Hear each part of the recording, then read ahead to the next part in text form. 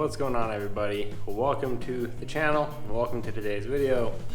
We are going to be working on the Toyota Mark II GX100, finishing up what we started a few episodes ago, which was the IS300 brake conversion. We've already completed the fronts, which are pretty quick and easy to bolt on.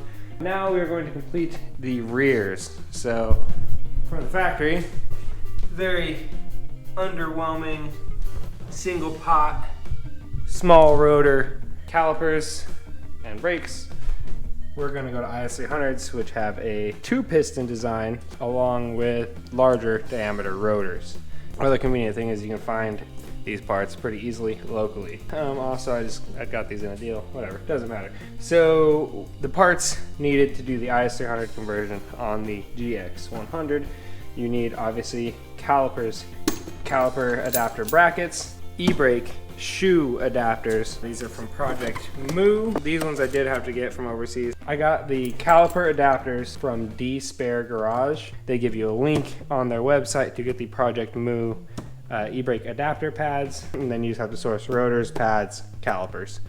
I'll go ahead and leave a link for the brake caliper adapters, and I'll leave a link for the e-brake adapters as well.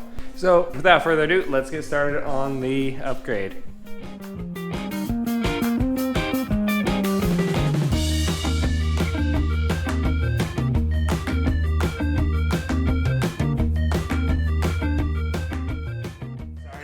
For all the wind noise, but it's hot in here, boy.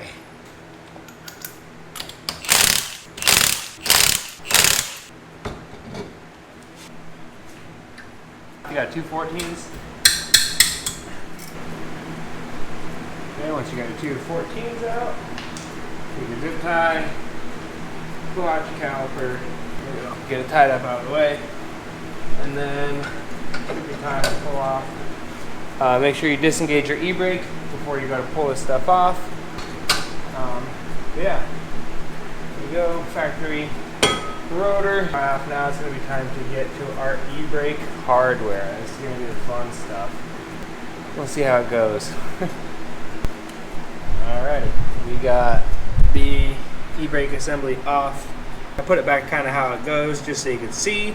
So you've got these 2 springs up top that hook around your top posts. So these are around these little pins. So what you need to do is push in this to relieve tension off the spring, and then this little pin on both sides can rotate 90 degrees. That allows it to release, relieving tension off the spring on both sides. Pull off your top guys here, and then on the bottom you've got your adjuster piece that goes in between this little slot and this little slot. Then on the back side of that, you've also got a spring that goes into those little grooves on each side. That's basically it. I guess it's time to throw on the new one. Looking at the brake dust shield, it's secured in a little more rigorously than the fronts were, so it might be harder to pull. So I will probably check rotor clearance before I throw the new e-brake hardware together, but the reassembly is basically going to be exactly the same. So the power went out. Lit some candles. Try to see if that'll work, but I don't think it's gonna be it. I don't think it's gonna be it at all. We'll finish this in the morning. It's the next day. We got the power back.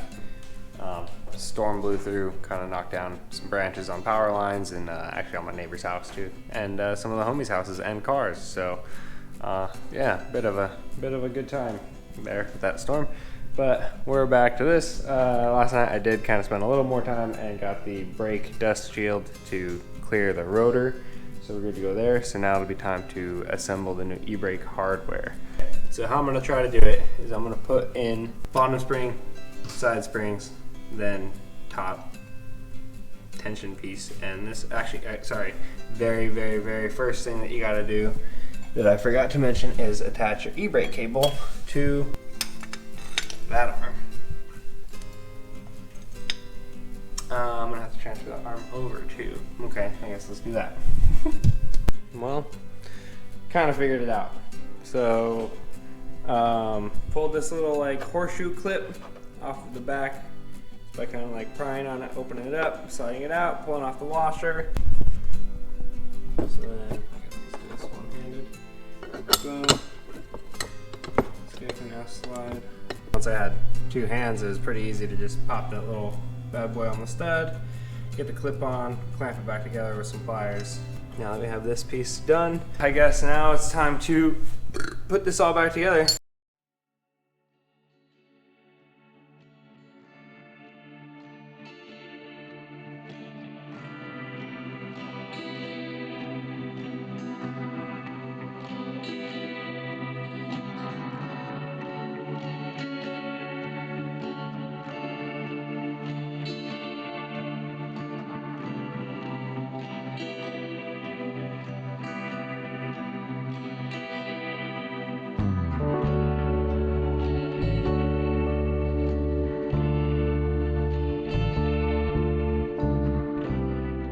After a good bit of struggle, I got it all in. Top springs on, side springs are in position like they should be, and bottom springs are also in with the adjuster. I went ahead and bolted on the adapter bracket as well. So this is the direction you'd want to go. On the bracket there's a little beveled side here that goes up, facing towards the caliper. The Allen key that D-Spare provides goes through the normal mounting ear towards the center of the car, and then the new caliper will go here with the hardware going like a normal brake. I got everything cleaned up, ready to be assembled. So I'm gonna go ahead and put on the rotor, caliper, swap out the line really quick, do some pads, and then this side will be done.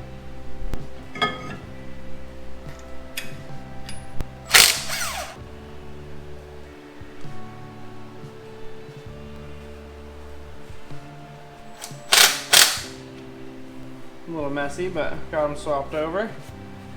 No problemo. Alright, I guess I cleaned it up a little more and bolted on. We're all bolted on, and I figured I'd show you. The rotor is centered like perfectly in between the caliper. So we made a damn good bracket. Good job, D-Spare. Yeah, throw some pads in, and this side's gonna be fucking done. Got that side buttoned up. I figure while I have one of the old and one of the new out, I'll give you a side-by-side comparison. So new caliper from the IS300, piston here. A little bit like smaller of a pad like length, but overall the depth is a little higher, I think. But yeah, old GX caliper, single piston, nothing there. The old rotor, you can tell the diameter difference obviously, and the center section of your rotor fits entirely inside of the IS300 rotor. So that would explain why you have such a small pad sizing on the factory GX e-brake stuff, and then on the adapter stuff why you have such a thick pad is to compensate for that thickness and difference. One other thing that I realized too, that sucks about the EBC rotors that I got, and it maybe will be the case for everybody doing this, I'm not sure. So I can't actually access the adjuster screw at the bottom to tighten or loosen the e-brake adjuster. That means that in order to make adjustments to the e-brake, I'm gonna have to pull the fucking rotor off every time, which is pulling off the caliper. It's gonna be kind of tedious. So I think before I put it all back together on the other side, I'm gonna test the e-brake and at least get it close. Lessons learned, first time doing it, kind of filming it as I'm learning, so you know, that's what you get. But yeah, like I said, knock out the other side. We got the other side buttoned up. New brakes are in. I did test the e-brake. It does engage enough to lock the wheels, at least while it's in the air. I did bleed the brakes as well. Did that by myself, which way I did it, I have a pneumatic bleeder over here. But basically just hook up a hose into a bottle. I put my wrench on it, open the bleeder valve, press in the pedal, and then hold it with a jack handle and a piece of wood, like wood on the seat, jack handle against the pedal, and slide the seat up since it's still the factory seat through the motor. So slide the seat up, that engages pressure on the pedal, pushes fluid out of the piston, come back over, I'd hit my pneumatic bleeder a little bit, and then close it up again, go, release the pedal, and then pump it up, and then do it again. Did that a little bit both sides. Brakes are working, e-brake seems to be working, so I'm gonna throw this last wheel on there, we'll set it on the ground. That is gonna wrap it up on today's video. We've got the IS300 rear brakes on this X100 Mark II. So, like I said, e-brake was working. I was able to torque down the wheels in the air. So, e-brake's not even pulled as tight as it can go, but it's at least holding and not moving. So, maybe when I do the diff and axles, I'll go ahead and adjust that e-brake positioner just a little, so that way it bites a little harder. But yeah, like I said, that's all. Go ahead and leave a like down below if this video was helpful for you. I haven't found a lot of videos on this particular D-Spare Garage rear brake conversion with Project Moo e-brake adapter. So like I said, I was learning along the way, but all in all, it's working. So yeah, go ahead and subscribe if you want to see more content coming up, and make sure you get outside and go play in traffic.